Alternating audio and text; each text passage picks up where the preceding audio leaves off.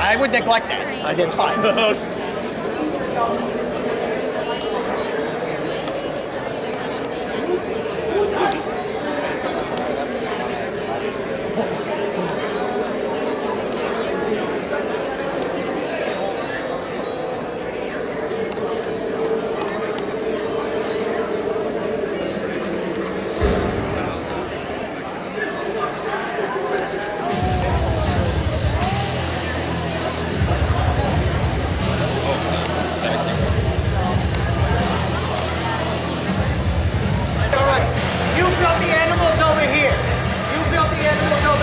You're a small group, but you're a mighty group. Are you guys ready for free alcohol? Yeah! Me too. Who's mine? Once again,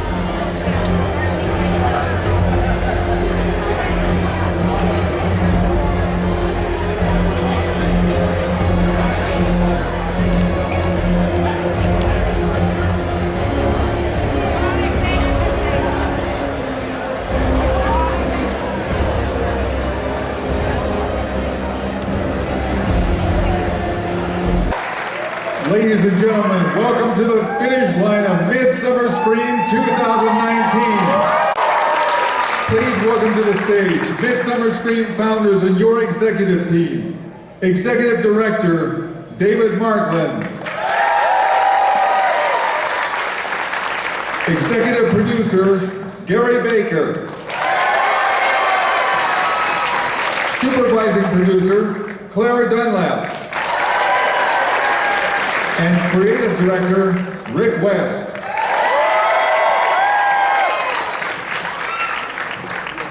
Hey guys, who's tired? Well, who's ready for Halloween?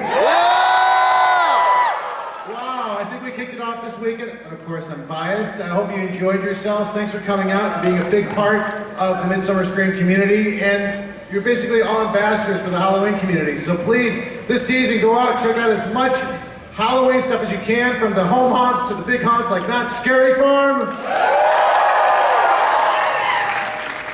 And yeah, we'll be hopefully seeing you soon. Gary, say something fun. Oh my God, what a weekend this has been. Just incredible, and incredible numbers. I looked out of my hotel and I saw that entire bridge full, 4 lines deep. Anyway. Nobody's cheering for that. Thanks for your patience, but thanks for coming. Yeah, absolutely. We more than exceeded our numbers for this year, and I just want to thank all of you for coming out and supporting us for all these years. So, also just a quick shout out to our tech team that puts all this together. My business partner, Jim Call, my godson, Anthony Call, they run all the tech. So, congratulations, guys, and thank you. Oh my gosh, thank you guys so much for braving those lines and being as patient as you possibly can be. We had every single mag open that the convention center has. We had a full staff. And that's just what happens to take this many bodies and move them through magnetometers. So we really appreciate your patience. We're so glad you withstood the heat. We're so glad you're here. Also want to give another shout out to our white bats who are just the bomb diggers.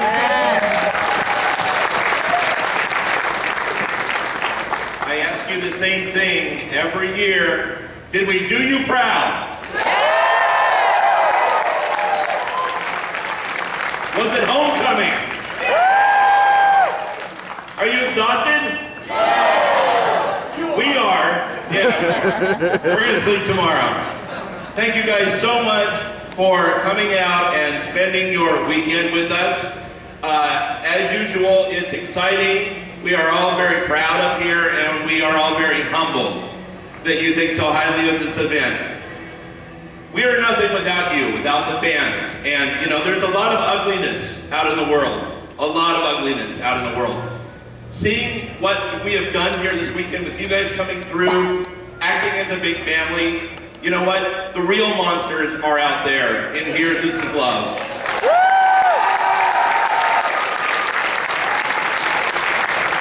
An amazing weekend. From the Haunted Mansion to Universal to Dark Harbor to Knott to Christine McConnell. Did you guys have fun?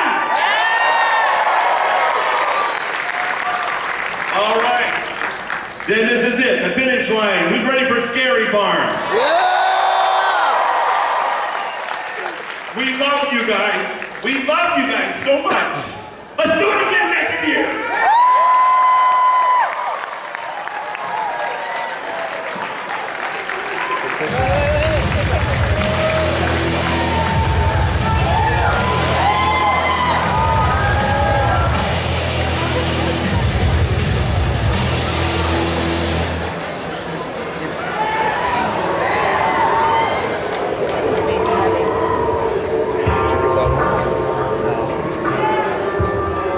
Ladies and gentlemen, we've come to the finish line of Midsummer Scream 2019. Let's do this!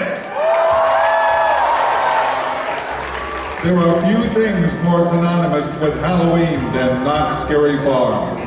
For 46 years, guests have ventured into the fog-filled streets of Ghost Town looking to get the poisonberry juice scared out of them as they make their way past lurking monsters and through menacing mazes. Knott's Scary Farm is an annual tradition that attracts fear seekers from all over the world. Its history and importance to the haunt community everywhere are unparalleled. This fall marks the 47th season of Knott's Scary Farm, and as always, there are new thrills and chills restored for its dedicated fans. Here now are some of the most titillating hosts you ever had. A host for this presentation, give it up for Knott's Scary Farm's own Jeff Tucker.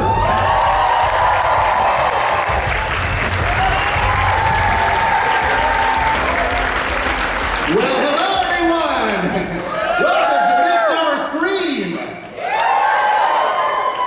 Alright, I am Jeff Tucker, I am from Knott's Scary Farm, the greatest place in the world. Have you seen this petition to move Halloween to another day? Well, I'm putting up my own petition. We will have Halloween every day. Who would sign that? All right, fantastic. I haven't signed it twice because I break the law. Okay. All right, we're here to talk about Knott's Scary Farm 2019. We have a few things. We have a lot of material to get through with some great people. I'm going to talk really fast because we have so much to get to. Okay, first up, if you are not in jail after storming Area 51, who's going to storm Area 51? You do the right. All right. If you're not in jail after that, here are the dates for Knott's Scary Farm 2019. There they are. And tickets are on sale right now. So if you're on your phone buying tickets, I won't get upset. Because that's what I'm supposed to do, sell as many tickets as I can so I can go to camp. Okay. So tickets are on sale now. Also Fright Lane, Fast Lane, and all the other stuff that you want to do for Knott's Scary Farm 2019 are on sale right now. What we're going to do today is we're going to take a deep dive into two of the returning mazes this year. Thanks, Dad. Okay. We're going to go in depth like you've never seen before. If the maze had a DVD commentary, this would be it today, okay? We're going to talk about two mazes. For the last 2 weeks on Twitter, we have been asking for questions of the fans. Is the slide coming up of the one with the, Scott, am I off track already? There it is. Scott's the guy in control. I have no control because I'm a dummy. Okay, this is the Q&A with Knott's Scary Farm design team. Send your questions on Twitter using KSF Midsummer. We're still taking them. So if you just have a question during the panel, magically you can send the question to marketing. If they like it, they will give it to me. Interactive TV, right? Okay. It's better than Avatar. All right. First up here, before we get to that, so get out your phones and start twittering and tweeting. We're going to talk about the upcoming announcement event at Knott Scary Farm. Anybody been to that? There it is, folks. There's the date. Check it out. August 29th at 8 o'clock. Reservations are available. August 9th at 5 p.m. Normally you send an email and you might get it or you might not. There's the information right there. Take a picture of it with your phone. Get that information. Tickets are for the event are free, but you must have a reservation. So if you're going, show of hands, who's going? At that night, we will reveal everything about Knott Scary Farm 2019 that's worth knowing. And today they gave tickets to the first 25 who got in. Did you get a ticket? Who got a ticket? Dance around like Grandpa Joe. Come on. All right. Thank you, Mom. Okay. I'm just kidding. My parents are dead. Okay. They disciplined me once. Once. It's dark even for me. Okay. All right, folks, the first returning maze and the subject of our first in-depth discussion is, watch the monitors right there. Base to right, park 46. Base to right, 46, come in. Yeah, hey, what's up? There's a disturbance reported at the abandoned dark ride. Please report to the location.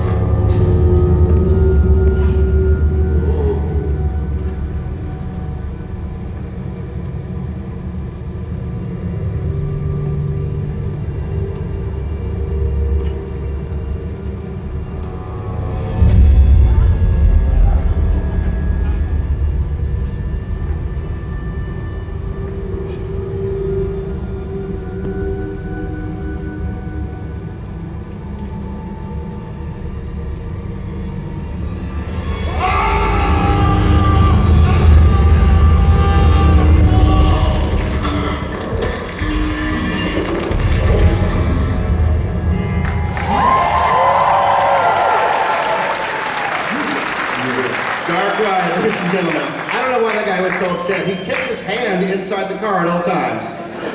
Please welcome to the panel. Here they are, the Vice President of Entertainment, Mr. Ken Parks. Live entertainment producer, Eric Nix. Designer to the stars, John Cook. Designer to the other stars, John Asprin.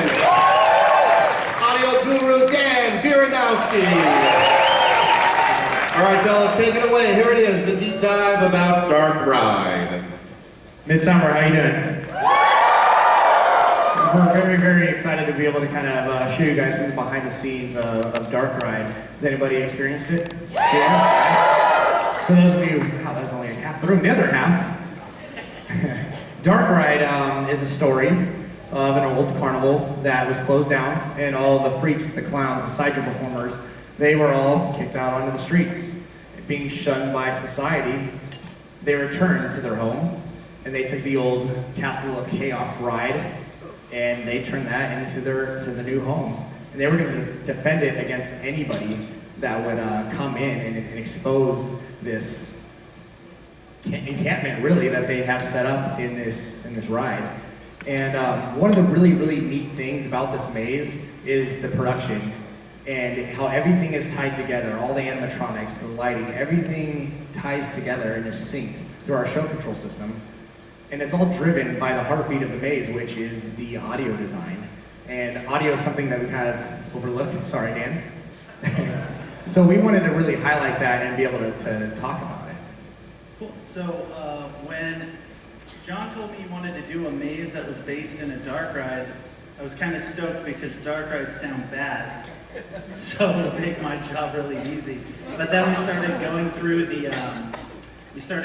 what he wanted from a sound design perspective, and it was really ambitious and really cool. And there's some pieces to it that make it unique. So the attraction has, you're on the ride, so there's tracks on the floor, and then there's sections of the maze that are backstage of the Castle of Chaos ride. So when you're on stage following the tracks on the ground, that's when you're supposed to hear kind of the rundown, broken attraction audio. And then when you make your way backstage and then you hit the big finale room, you're backstage, so the audio is actually supposed to be really clear and clean and hit really hard. So we had to sync the entire attraction audio for both the onstage and offstage. So whether you were walking, following the tracks, or you worked your way backstage, you always stayed in sync with the main music track that you hear throughout that. And so that was pretty challenging, but it was really fun. It was really ambitious. And beyond that, on a dark ride, there's a lot of like pop-up scares, you know, the little heads that pop up and they make a silly clown laugh and stuff. So we got to create all that from scratch. We didn't take any sound effects from existing props or anything. So just bring friends into the audio booth and tell them to act like a lunatic and hit record and cut it up and take the best of the best. And so I'll pull people like John in all the time. I think I just sat there and yelled, die, die, die, He did. like 100 times. It was very... And then they started recording. Yep. And there's a scene where there's I guess it's like an executioner, and he's like spinning a rack, and he's laughing, and it's John. That's the best we could come up with. Audio day is a good day. Or whatever, yeah. Audio day is always a good time. What you're looking at on the screen right now is the Pro Tools session from Dark Ride. Pro Tools is a recording software if you're not familiar. Because we have to record and edit all the sounds you hear, we do that in this program, and you can see a bunch of the file names on there. There's some good stuff in there. I think there's a rabid monkey in there somewhere. But specifically, if you look towards the top, you'll see that it says Dark Ride, background music good, and Dark Ride, background music bad. And we've never played this for anybody in a public forum, but we're going to play these for you so you can hear what they sound like when you're on one or the other. So Scott, if you want to play the sound.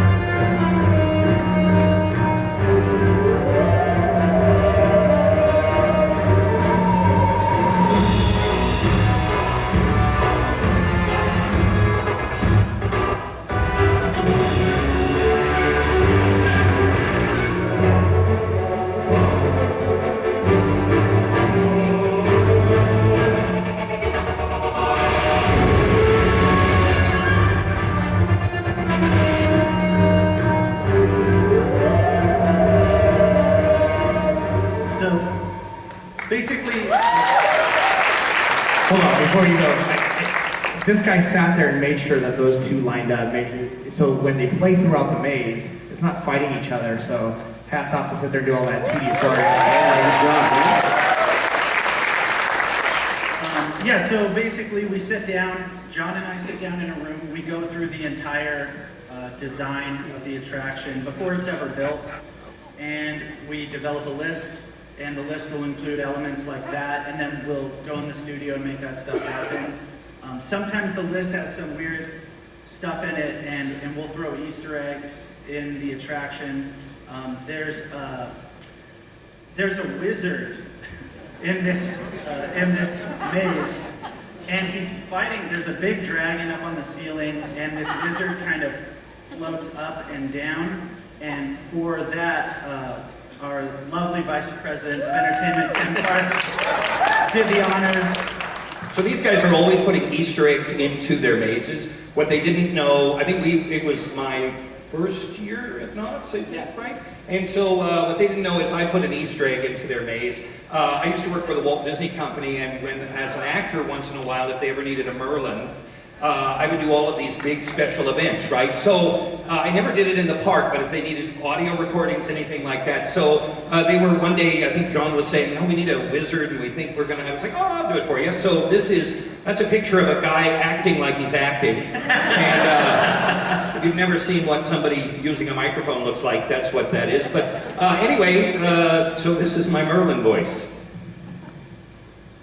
Where there's a vicious fire-breathing dragon, I shall smite him.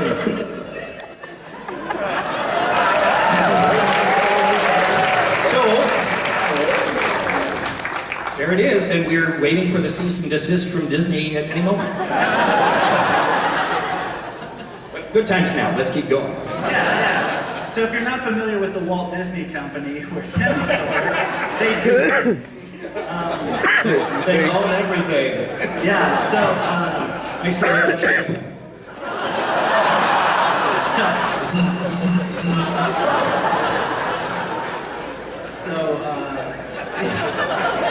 yeah. I try to record that energy, and that's tough. That takes hours.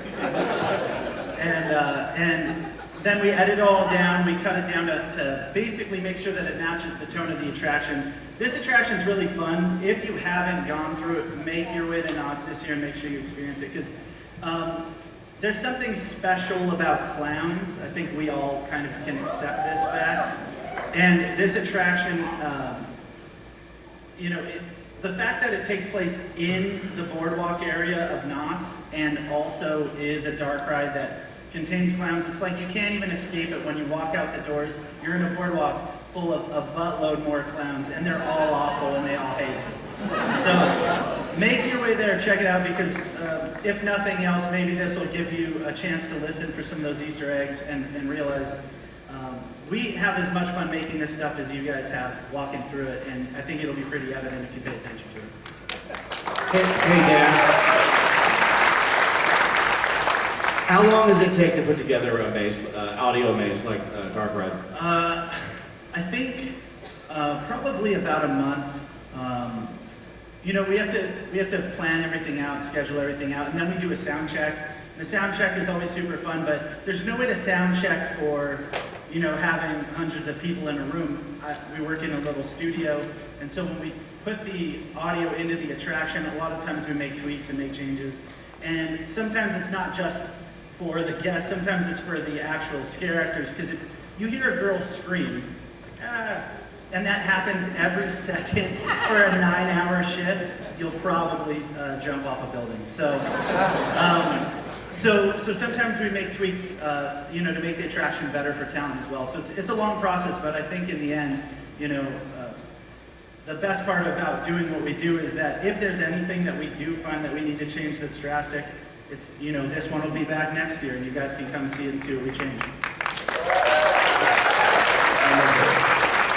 And what's great about what Dan does is that if he does his job right, and it's so seamless, you just assume it's organic and it didn't take anybody thinking about that. So when people come out of the maze, they go, "Did you see what the big clown got me? Yeah. Did you change the audio in that room?" And your friends go, "No, audio. It's just how the maze is supposed to sound." But that's all created from scratch. So they do an incredible job.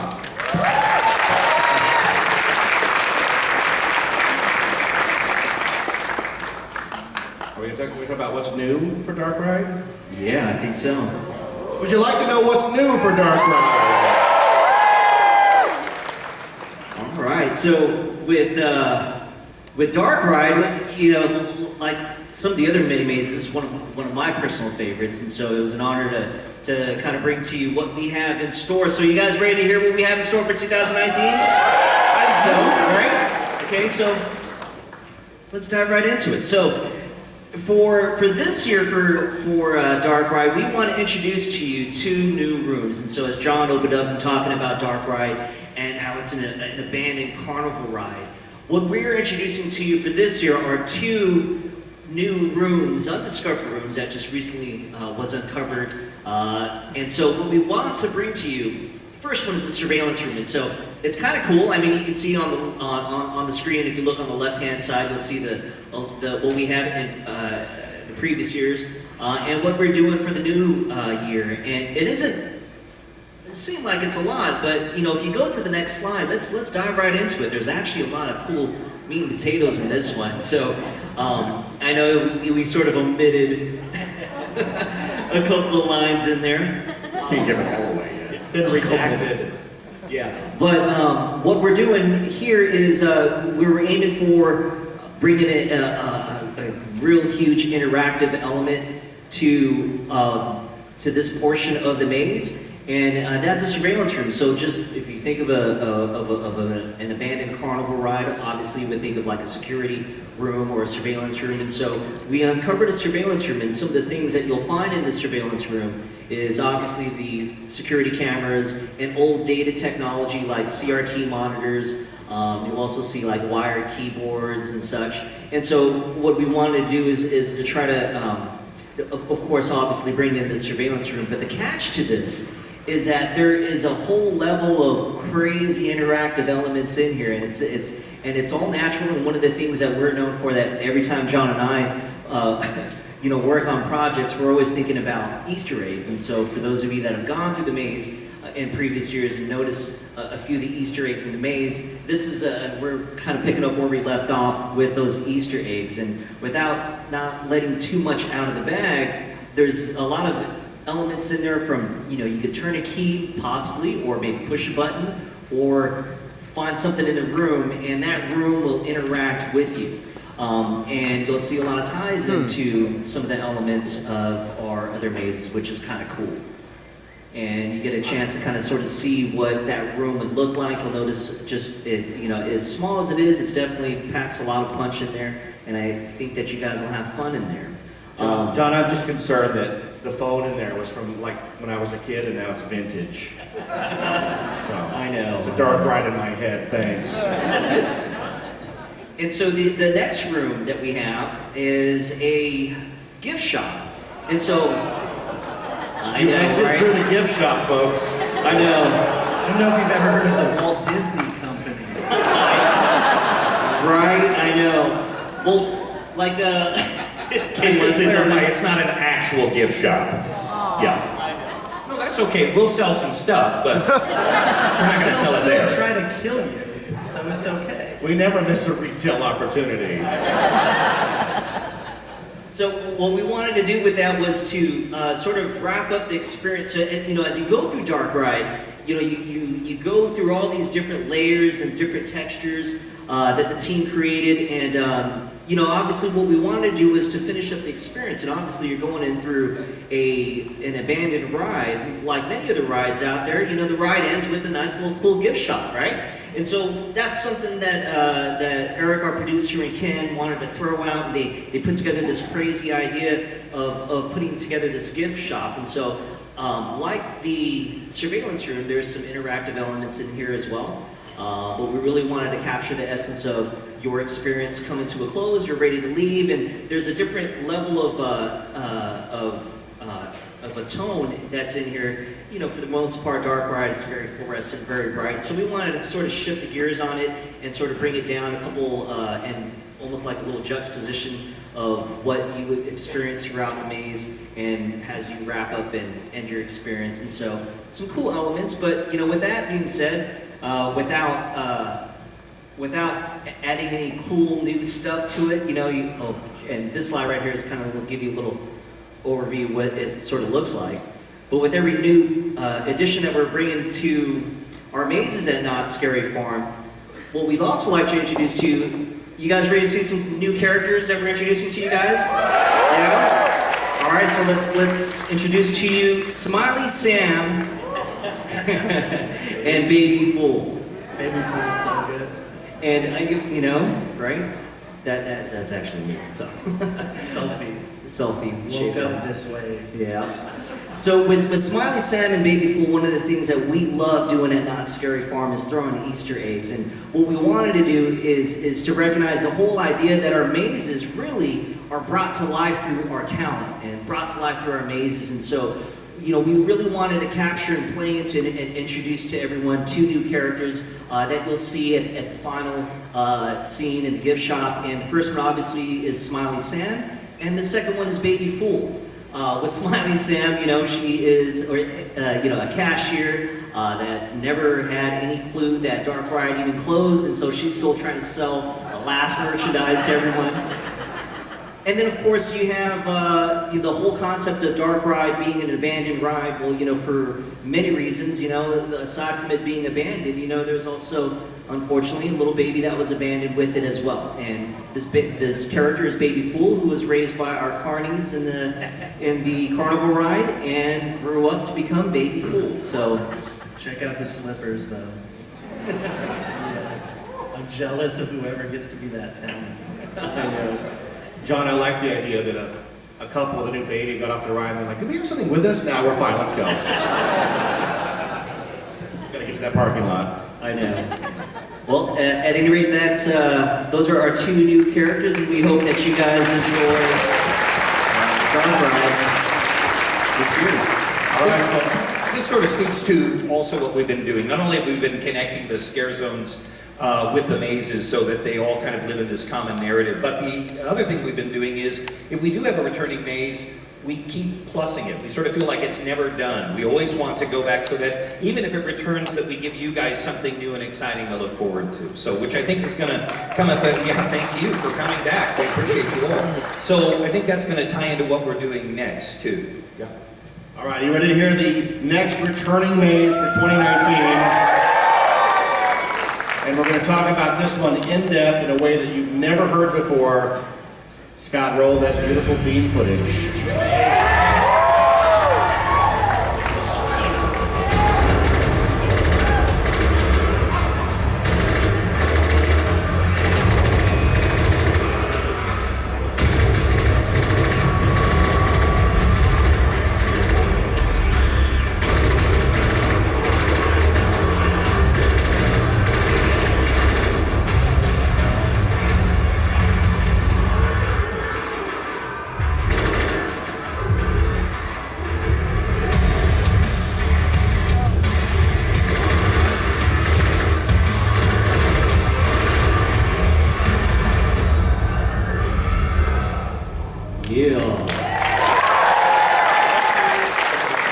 Any fans of Special Ops Infected in the house?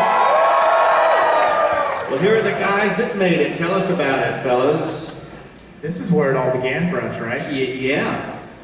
Special Ops Infected. Did anybody get to check it out in Camp Snoopy? There you go. That was a rough year for us, wasn't it?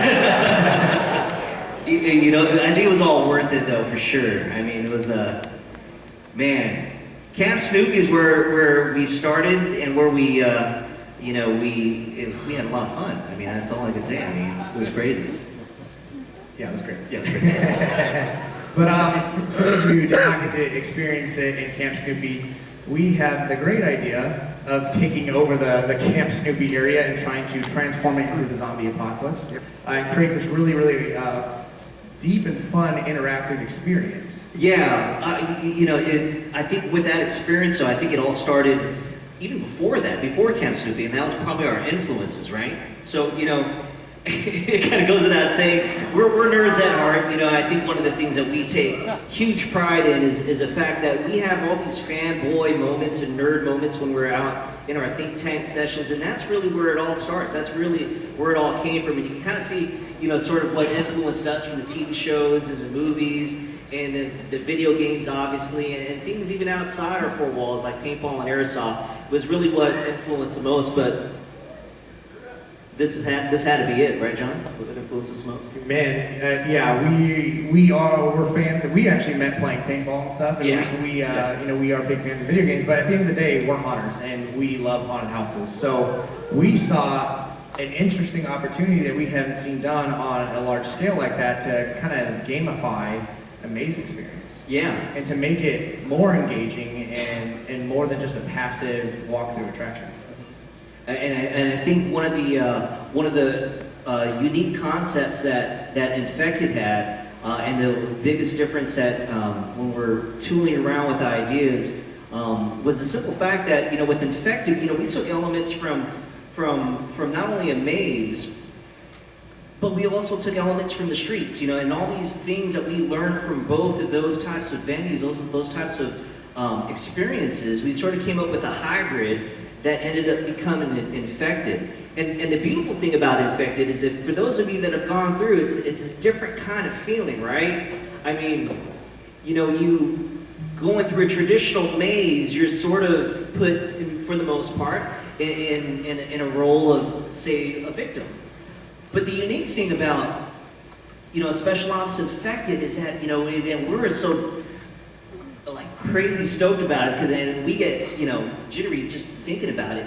Is that when Special Ops Infected, we were able to turn it all upside down, and instead of you being the victim, we were able to have you have that feeling of now you have an opportunity to actually fight back, and that was and really engage into that story. You know, I don't think I've done a combat role through any other maze. No, and you know, a lot of it had to do with the evolution of the technology. I mean, if you guys saw, you know, just looking at the picture, John, you want to talk about how that all started? Like, man, yeah. So I guess circling back now to Camp Snoopy, where it all began for us, we wanted to create this interactive experience. You know, we saw the big rise in the first-person shooter games. Escape rooms were starting to make a big impact, and we wanted to try and loop all that into one survival experience. So we wanted to flip Camp Snoopy in a matter of, what did we have, 15, 20, 30 minutes maybe? Yeah, about 30 minutes. To turn make Camp Snoopy go away and turn it into this blood-curdling... Every night of haunt. Every single night of haunt, at the beginning of it and at the end, we were all running around like crazy trying to flip Camp Snoopy to turn it into the zombie apocalypse. Yeah. Hey, can I just point out, that it's my wife up in the slide there with the gun. Looks like Laverne and Shirley were given firearms. And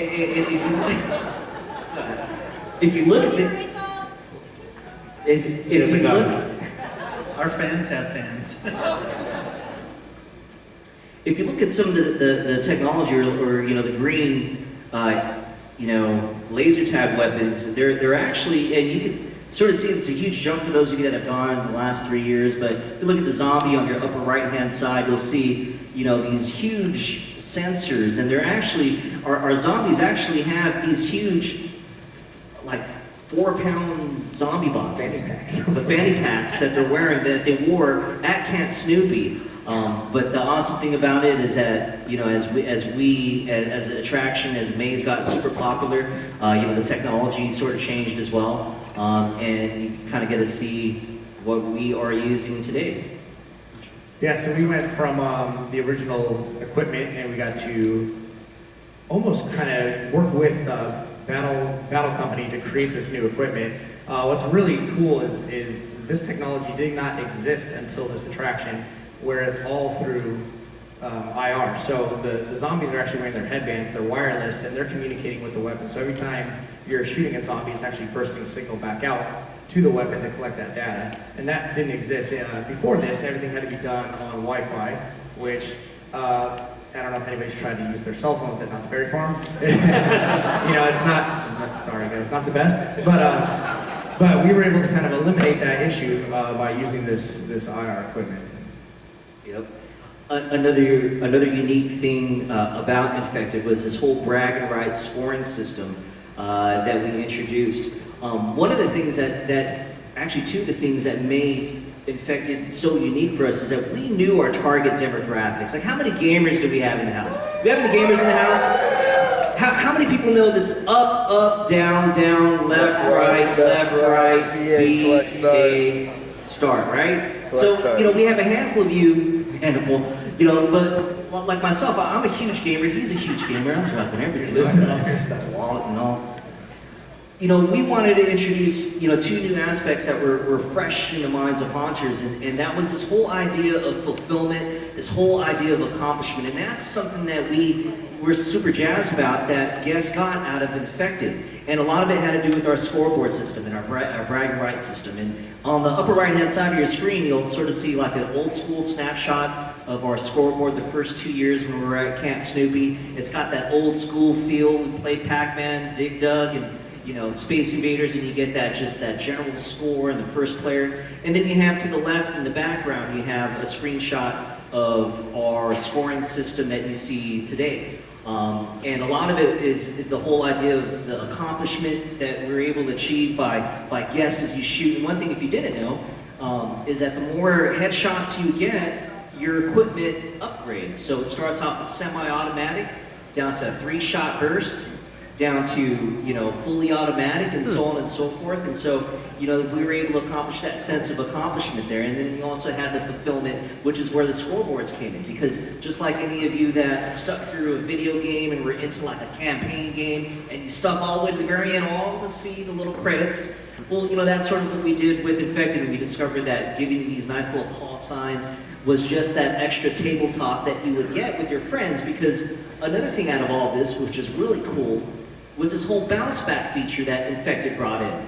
And the bounce back feature was, sure, you went in through the first time, and you went with your buddies, your girlfriend, your wife, your husband, your kids, but then you wanted to go a second time around because you wanted those bragging rights on that ride home. And so, it was pretty cool. We had a chance to see a lot of our guests return back to the mazes, and it was really fun and super exciting to see everyone pretty much having a great time for the most part as they came back to the maze. But that's kind of cool with our scoring system. So I like all the detail, and if you sit down and read it, the fresh meat basically says, "You are a human backpack being carried by somebody else."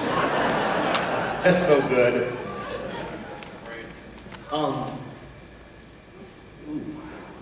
Camp Snoopy. Camp Snoopy just seems to haunt us, doesn't it? Yeah. Over and over again with Infected. This was actually the original concept plot that we put together for the Camp Snoopy, where it had the 2 different trails that went back and forth.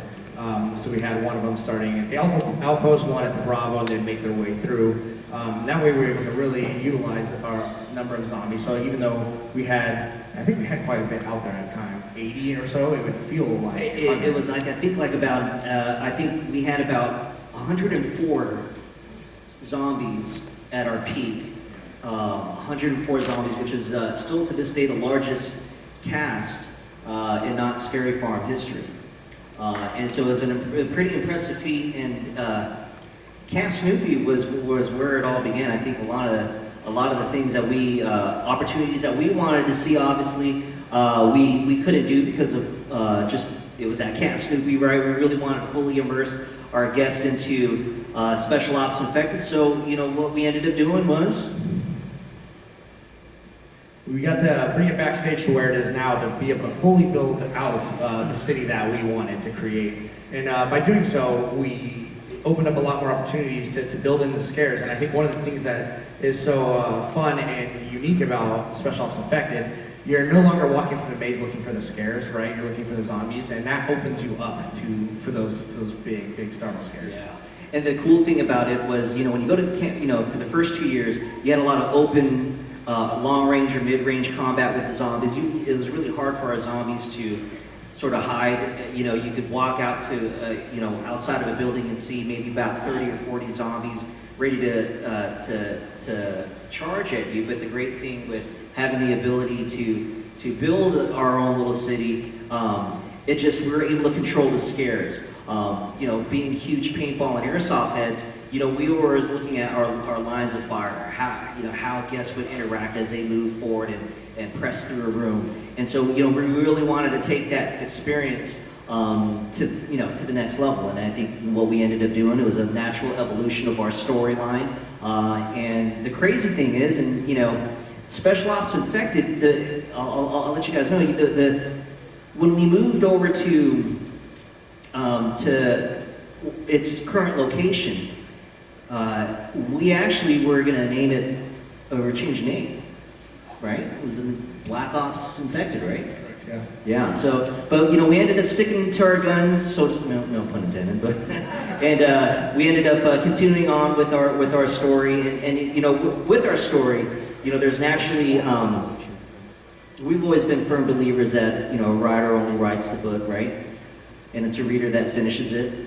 And for us, we're the writers, and our guests, for those of you that have been through Infected, are readers, and we always enjoy the chapters that we write. But one of the things that we're super proud to announce, and And to everyone here is that, you know, we've written our final chapter for Special Ops Infected. And it's okay because, you know, with that being said, one of the things that we wanted to do is we wanted to make sure that we're celebrating something that has turned heads and had put smiles on so many people's faces. And yeah, even though it will be its last year for 2019, doesn't mean that it's going out with a whimper. It's definitely going to go out with a headshot this year. We are adding some new scenes to Infected, and John, why don't you walk us through some of those new scenes that we have? Cool, you guys ready to see some cool new stuff? All right, let's jump right into it. So, new for 2019 in Infected's final year. Let's jump right into it. Well, without saying, we'd like to show you, oh, you have some commemorative pins, right, Jeff? Yes. This comes back to the selling part. So actually, while we're on this slide, so we've been working really hard at Knott's Scary Farm and Knott's Scary Farm to get ahead of our production and what we're going to do year over year. And we've got the next several years planned out, which is great. And by doing that, we're able to take advantage, and we're starting new lines, John's inspiration. So we're starting to create pins that will now commemorate the life of a maze. So this will be the first in the series for the Knott's Scary Farm Legends pins. And we hope that we'll continue that tradition year over year as we know which attractions will be closing and more to come on that later. So I guess be sure to check out retail, exit at the gift shop. Collect them all. A little plug. Collect the whole set. You know, the crazy thing is too is that aside from this, you'll be able to also purchase like a grave site or like a graveyard where you get to collect and pull all your pins in for a display moment. So it'll be kind of your own Boot Hill cemetery that will have tributes to all your favorite mazes. I have pens like these from my parents.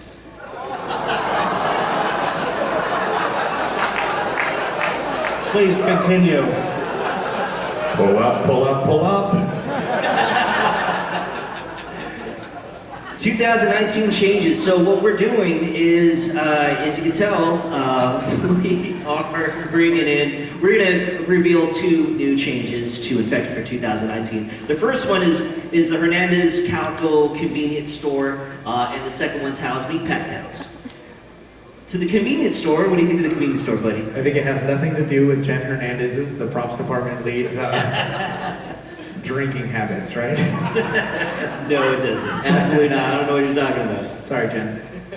But with that, you know, we wanted to dive into the whole concept of where Infected is at after all these years of the zombie infection spreading throughout the modern day city of Calico.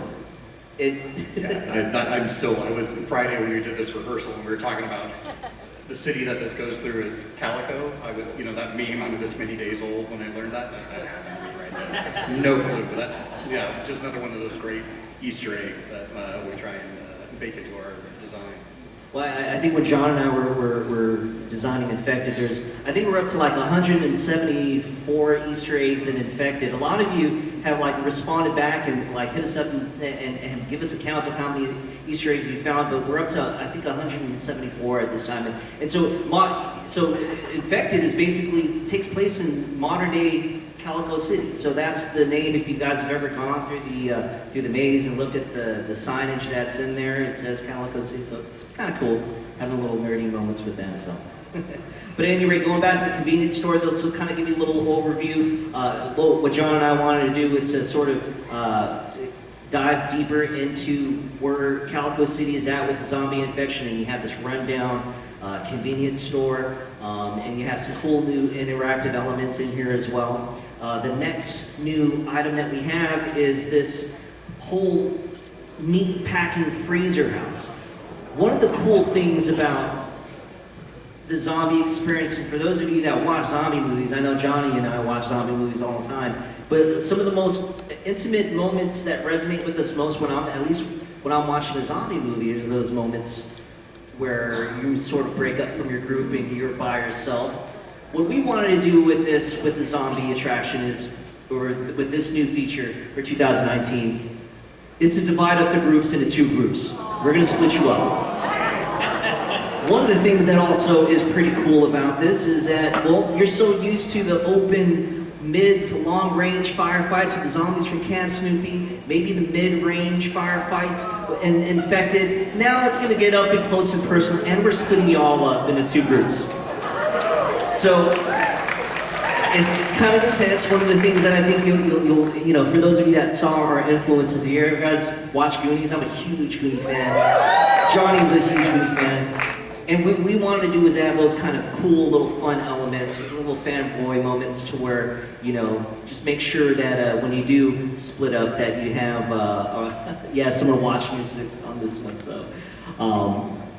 But yeah, that's kind of cool. I think with those 2 new features that we're adding for Infected, we hope you guys enjoy it. Oh yeah. We have 2 new characters, right? You have the characters. You're yeah, you guys ready to see 2 new characters introduced?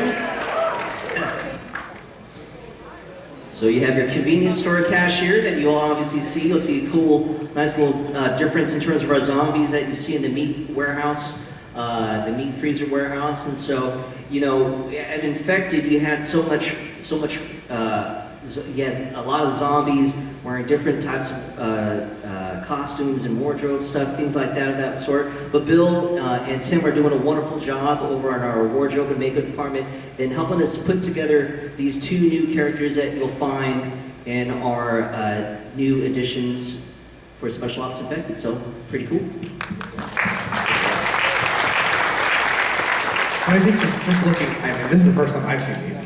And I gotta say, it's incredible, like what a detailed job that John's doing with these. That's really is what creates these total immersive worlds, to have somebody that's gonna sit there and think through every single little detail. I was blown away with the name badge and the Dark Ride stuff, and that's what kind of connects everything together to make you lose yourself in these experiences. And one other note that John's done a great job with is with Infected and Dark Ride and being able to tie all the worlds together. I don't know if you're starting to notice that throughout the mazes that are setting in a modern time, they're connected. So you'll see the Paranormal Inc. billboard up in Infected, right? Yep. I think in the new Dark Ride, and you might catch a commercial for a thing or 2, or maybe a news broadcast for the zombie outbreak. So it's really cool to see all the different mazes throughout Scary Farm all starting to connect into one big universe. It's awesome. I think, you know, we're not forcing it either. You know, if it's fun, if it makes sense, you know, then it makes sense. You know, I know Ken and Eric, you know, we talk about it all the time, but it's just really just having fun with it. I mean, that's at the end of the day, we're just having fun with it. So, kind of cool. I think that's kind of the great thing about the event, right? I always talk about how I went for the first time in the 80s, and that sweeper was dressed as Freddy Krueger, and it scared the crud out of me, you know. And it's just this thing where all of the nerdy fan folks grew up and now are in charge. So it allows us all to do these kind of things. And we have such a love for the event and the legacy of it. We just don't want, you know, if you're put in charge of that and to be the keepers of it, we just don't ever want to disappoint. So we will never let a maze just kind of go away without giving it a little something to say goodbye to it. The one thing that I always find fascinating about that whole story, which we didn't talk about, is that it wasn't originally intended for Camp Snoopy. It was actually intended for Soak City. And you were going to get into a van and you would get your mission as you go over to the van. And then we thought much better of that when we realized that it was darkness and swimming pools. There have been lifeguard zombies everywhere. Yeah. But anyway, amazing job, you guys. Thank you so much.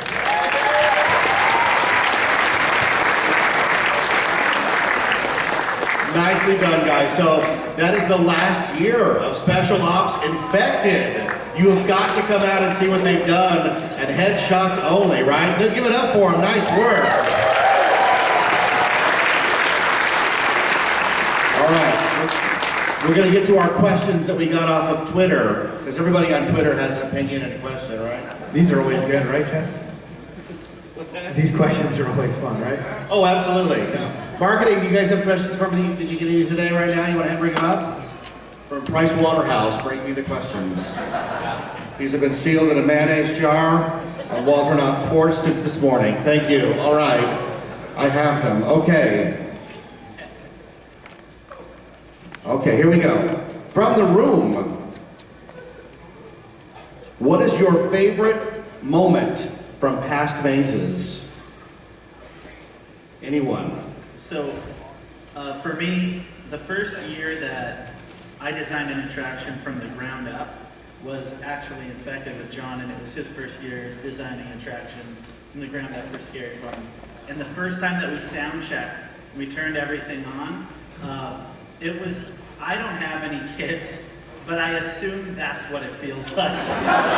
It was so perfect and epic. And I don't know if you guys are aware of this, but Camp Snoopy is not scary to be in, but it was super immersive, and that's the feeling that I've been chasing since the first time that I heard that thing turned on.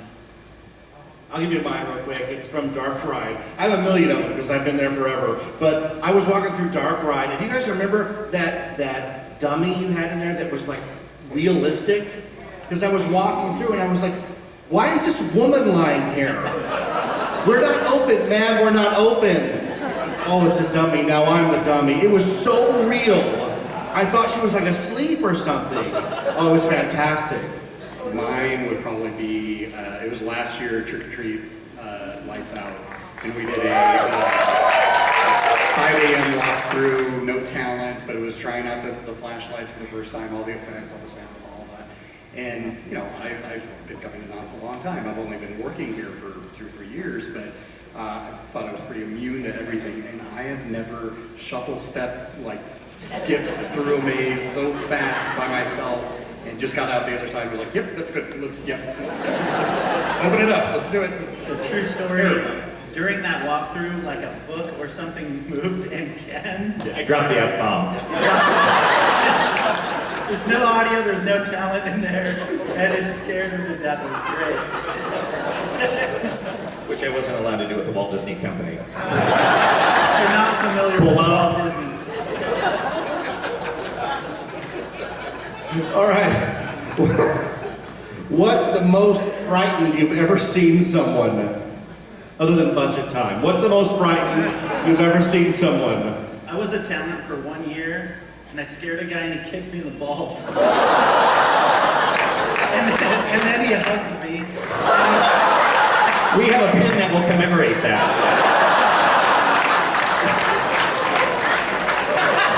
It's a headstone and it says Dan's testicles. That was the scare I've ever, the most scared I've ever. That pin will drop soon.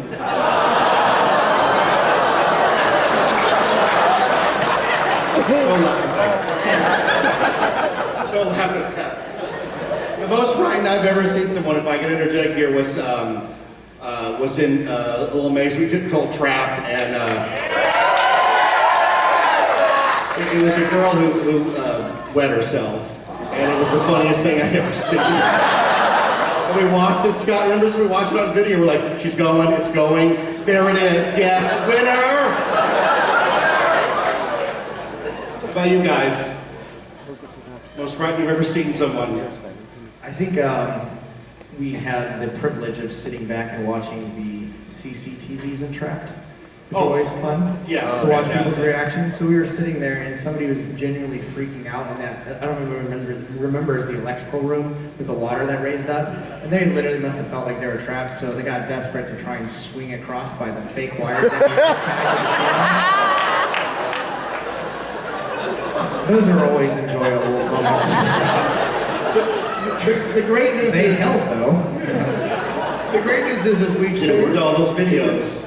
So they exist somewhere. The big reveal is that we're watching you guys all the time and laughing. That's also the most rewarding moments we have. We don't get paid in money. We just get paid in watching that. You get another hour in the room. Okay, do you have a favorite maze or scare zone character? If so, why are they your favorite? Oh, I got one. I'm gonna get points for this one. Better say the prisoner. My wife used to be Symbols the monkey in Carnival, and I fell in love with her there and married her, so she's by far my favorite character.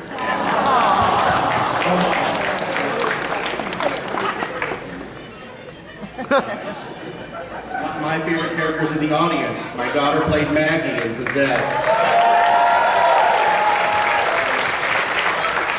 you guys? I don't even think we can say anything because we're gonna have a bunch of monsters coming up to us after this. But Oh, I know. What was your favorite? I thought I was your favorite. For me, it was in a maze called, I think it was called the Underground, and there was a guy on a live mic, and we used like a mirror gag. I say we, I wasn't working there at the time, I was like 17. But, so it looked like he Oh, yeah, didn't that's have, the Overlord. Yeah, he didn't have like a lower half of his body, it was just a spine master. And Yeah, a the guy spine on a mic master. just talking crap to people. Yeah. He was great. It was awesome. Yeah. Yeah. My wife was in the Underground as well as one of the dancers at Club Chupacabra, so. It's all in the family here. All right, we'll keep going here. These are from Twitter. What creative benefits come from handing off a maze with one designer to another designer in the next season? So I think it's something that I touched upon a little bit earlier by being able to hand off mazes to people like John to get fresh eyes on it, to really comb back through and really hone in on details that I wouldn't have necessarily seen. It's pretty awesome for me to be able to step back and then be able to go and walk through that maze, not being able to have experience or seen a lot of the design stuff, and to see what's come out of his head. It's pretty awesome. I think it's fun, you know, it's definitely fun too because you may not be a part of that beginning process, but you see where it heads to, you know, where, you know, I mean, might have not been in the room when the minute maybe as an idea for a maze came about, but during that journey of where it ends up at and then the reactions that the guests would have when they go and step through the maze for the first time was just enough to kind of get a good idea. So for me, it was nice because you get to see what kind of reaction that our guests would get, and then you can play off on that reaction and then get deeper into the story of what the maze is. And the awesome thing for me, I love doing, you know, jumping and sinking my teeth into a maze because aside from the beautiful sets that the designers are making, they're not even designing sets, they're creating worlds where the characters have its own language, where it has its own distinct smell, you know, where, you know, it has a different kind of color palette when you enter through that particular world that they created. And so just having an opportunity to sort of add an extra layer, add an extra texture, continue the next chapter of that storyline, and see what we could do on a creative sense and tie it into other worlds, you know, it's always fun. So it's definitely. And I mean, me and John shared an office for how long? 4 or 5 years. The office is an old janitor's closet, I believe, right? Yeah, it's right next to my janitor closet. Yeah. So me and John spent a lot of time in this room with no doors and no windows, but well, I remember we're sitting there working on things and kicking ideas around. So I mean, it's stuff that he's also been able to kind of think about through all this time. I don't know where you were when I said, "Hey, let's have a flying dragon talking to a wizard," but yeah, but you know, getting to pick that up and run with it, it's awesome. It's cool. It's definitely fun. Definitely. All right, this is the question I get asked most often when I go to events like this. What skills or education should they get to become a maze designer? We get that question a lot. I think for skills, skills is definitely, you know, number one, you gotta definitely have passion. If you love what you're doing, it's gonna show in your work. And a lot of times too is that it allows you to think outside the box when you have that passion. When you have a passion for something, it's not textbook. What we do is not textbook. And the great thing about designing a maze is that we don't exist in our 4 walls of creativity. We break them down and we start thinking about things. And it's that passion that helps you take that next jump over those walls. And the great thing about you know, if you do have that education, if there is a curriculum out there that exists, I mean, if I were to say just general, you know, color theory, if you're going to dive into any sort of programs, you know, definitely be awesome and learn the fundamentals of Photoshop, Illustrator, Vectorworks. Anything else, guys, that you could think of? I mean, for me, I know we didn't go to school necessarily to be haunted house designers, you know. So for us, like John was saying, it's driven by passion. So for me, it's always staying laser focused on what it is you want to do and be the hardest worker in the room and just get involved. A lot of people ask me how to get into this. It's just, there's so many amazing haunts out there, from the home haunts to the pros. You can go and get involved in some of these and just start learning as much as you possibly can if that's what you want to do. I always tell people to be fun to work with too. Like be easy, you know what I mean? Like it sounds super simple, but it's not always the case. and be prepared to work really hard. You're absolutely. going to have to work hard. There's long hours, but in the end, kind of the beauty of what we do is that one day it opens, and all of your labor is right there on display for everybody to enjoy. So just be prepared to work hard, but in the end, it's always worth it the first time you get to see people walk through it. Yeah, and our designers aren't just, skilled in one thing, especially when it comes to Scary Farm. I mean, they've got their hands in audio design, scenic design, wardrobe design, lighting. I mean, they run the gamut. They're writing their own scripts for the mazes and, helping them get it refined. So being a jack of all trades, I think, can really help you kind of lead that path. And I've always given people the advice, go where the wind takes you too. Like whatever the opportunity is, follow that path, because you never know where it's going to end up. I mean, I never thought, in '97 I was working in wardrobe at Disneyland. Never did I think that my title would be producer at Knott's Berry Farm. So. And I think one thing that we all share is that if you can't see a path to doing what you want to do, just do it yourself. If you need to build it yourself with your own hands, that's what you need to do. Don't be afraid to do that. We all come from a background of making opportunities if we can't find a way to get to where we want. So if you can't get from point A to point B down the street, just hop the neighbor's fence and you'll get there anyways. Just make it happen. All right, we want to remind you about our announcement event, August 29th at Knott's Berry Farm. You can get tickets. There it is, August 29th at 8 p.m. Reservations are available August 9th at 5 p.m. for pass holders at knotts.com/KSF announce. Tickets to the event are free, but a reservation is required. Will be live streamed on the net. You can go on Knott's Scary Farm Facebook page. Tickets for Knott's Scary Farm are on sale right now. Get your tickets. A big thank you to Midsummer Scream for having us. For the panelists, Ken Parks, Eric Nix, John Cook, John Aspirin, Dan Baranowski. I'm Jeff Tucker.